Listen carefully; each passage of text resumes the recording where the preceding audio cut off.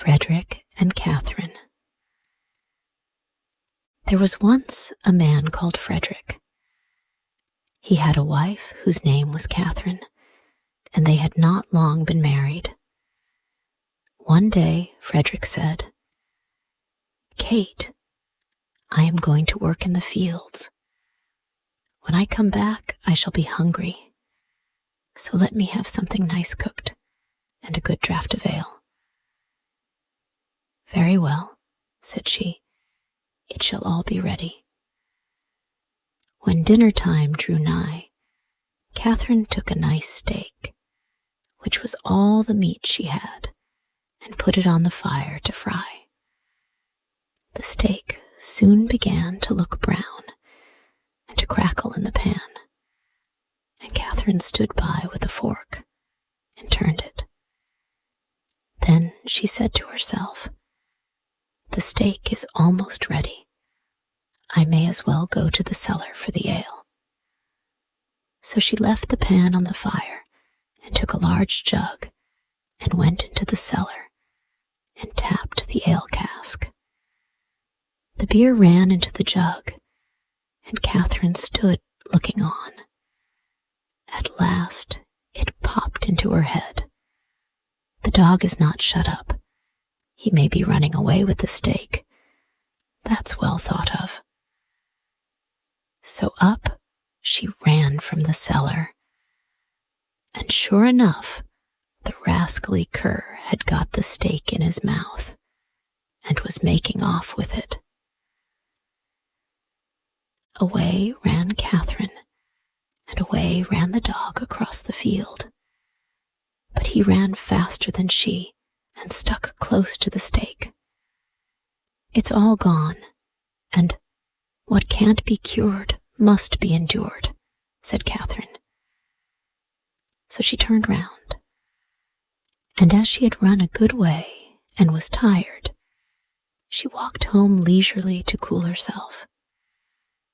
Now, all this time, the ale was running too, for Catherine had not turned the cock. And when the jug was full, the liquor ran upon the floor till the cask was empty. When she got to the cellar stairs, she saw what had happened. "My stars," said she, "what shall I do to keep Frederick from seeing all this slopping about?" So she thought a while, and at last remembered that there was a sack of fine meal bought at the last fair, and that if she sprinkled this over the floor, it would suck up the ale nicely. "What a lucky thing," said she, "that we kept that meal. We have now a good use for it." So away she went for it. But she managed to set it down just upon the great jug full of beer, and upset it.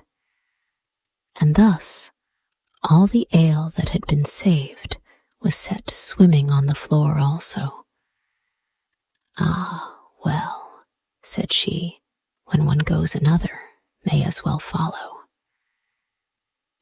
Then she strewed the meal all about the cellar, and was quite pleased with her cleverness, and said, "How very neat and clean it looks." At noon, Frederick came home. "Now, wife," cried he, "what have you for dinner?" "Oh, Frederick," answered she, "I was cooking you a steak, but while I went down to draw the ale, the dog ran away with it. And while I ran after him, the ale ran out. And when I went to dry up the ale with the sack of meal that we got at the fair, I upset the jug. But the cellar is now quite dry and looks so clean." "Kate, Kate," said he, "how could you do all this?" "Why did you leave the steak to fry and the ale to run, and then spoil all the meal?" "Why, Frederick," said she, I did not know I was doing wrong. You should have told me before."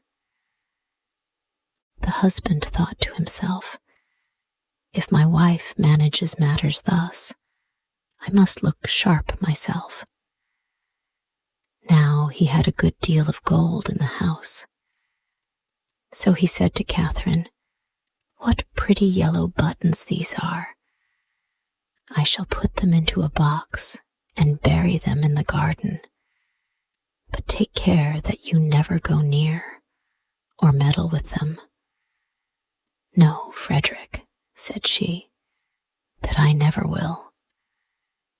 As soon as he was gone, there came by some peddlers with earthenware plates and dishes, and they asked her whether she would buy.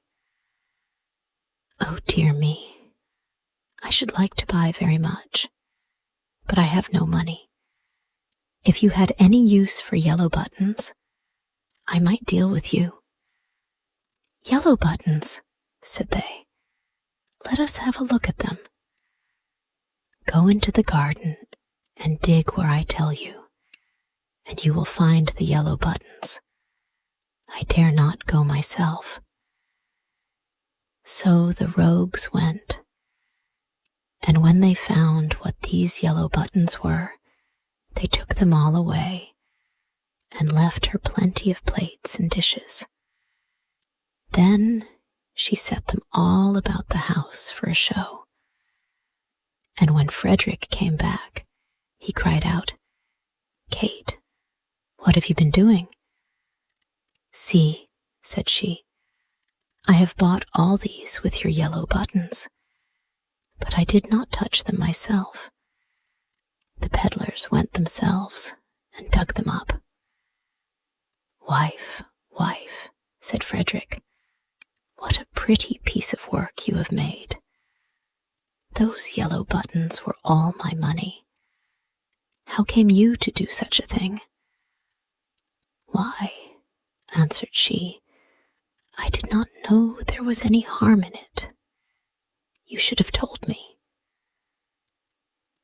Catherine stood musing for a while, and at last said to her husband, "Hark ye, Frederick, we will soon get the gold back. Let us run after the thieves."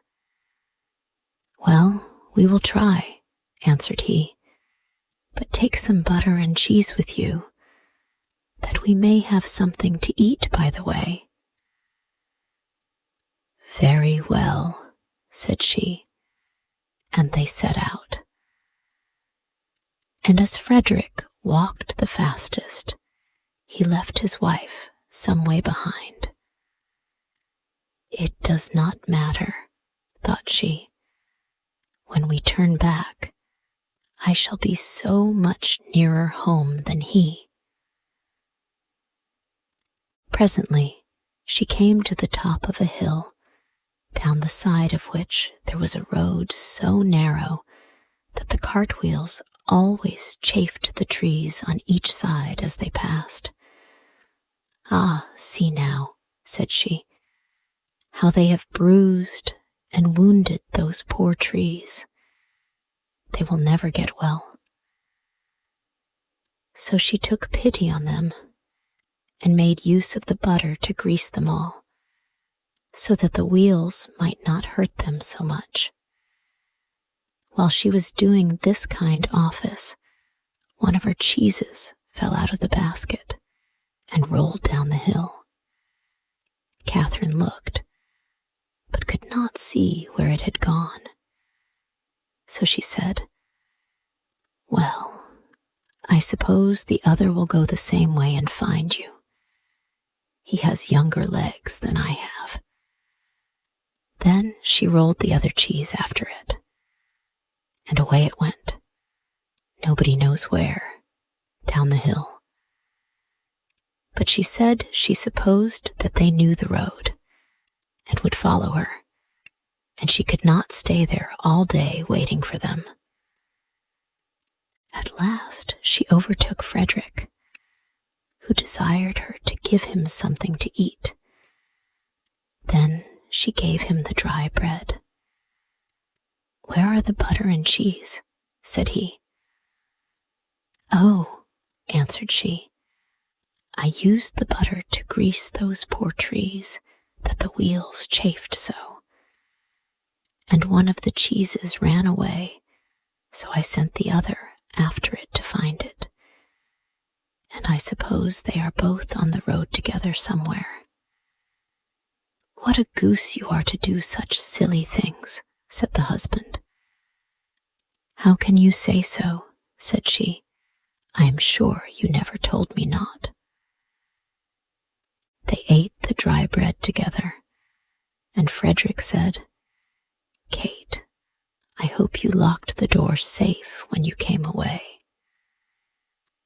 "No," answered she, "you did not tell me."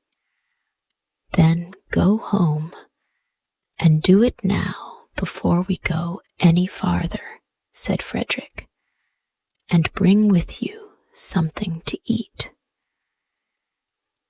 Catherine did as he told her, and thought to herself by the way, "Frederick wants something to eat, but I don't think he is very fond of butter and cheese. I'll bring him a bag of fine nuts and the vinegar, for I have often seen him take some." When she reached home, she bolted the back door, but the front door she took off the hinges and said, "Frederick told me to lock the door, but surely it can nowhere be so safe if I take it with me." So she took her time by the way, and when she overtook her husband, she cried out, "There, Frederick, there is the door itself. You may watch it as carefully as you please." "Alas, alas," said he, "what a clever wife I have. I sent you to make the house fast, and you take the door away, so that everybody may go in and out as they please. However, as you have brought the door, you shall carry it about with you for your pains." "Very well," answered she, "I'll carry the door, but I'll not carry the nuts and vinegar bottle also. That would be too much of a load. So if you please, I'll fasten them to the door." Frederick, of course, made no objection to that plan, and they set off into the wood to look for the thieves. But they could not find them. And when it grew dark, they climbed up into a tree to spend the night there. Scarcely were they up, then who should come by but the very rogues they were looking for. They were in truth great rascals, and belonged to that class of people who find things before they are lost. They were tired, so they sat down and made a fire under the very tree where Frederick and Catherine were. Frederick slipped down on the other side and picked up some stones. Then he climbed up again and tried to hit the thieves on the head with them. But they only said, "It must be near morning, for the wind shakes the fir apples down." Catherine, who had the door on her shoulder, began to be very tired, but she thought it was the nuts upon it that were so heavy.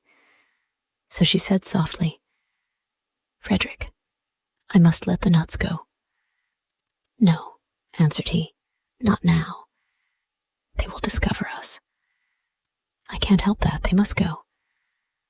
"Well then, make haste, and throw them down if you will."